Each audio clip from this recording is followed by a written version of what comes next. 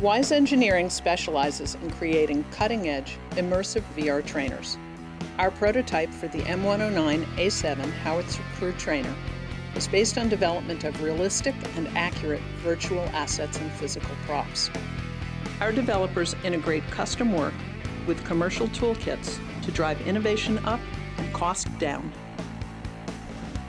Our VR trainer can be quickly assembled and run in any location and can represent different vehicles without needing shipment of heavy equipment.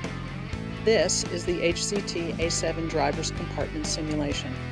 The soldier is fully engaged in the learning experience by seeing virtual components in their headset, combined with hands-on manipulation of physical props and mock-ups. The command console includes switches, a steering interface, and the braking and pedal systems.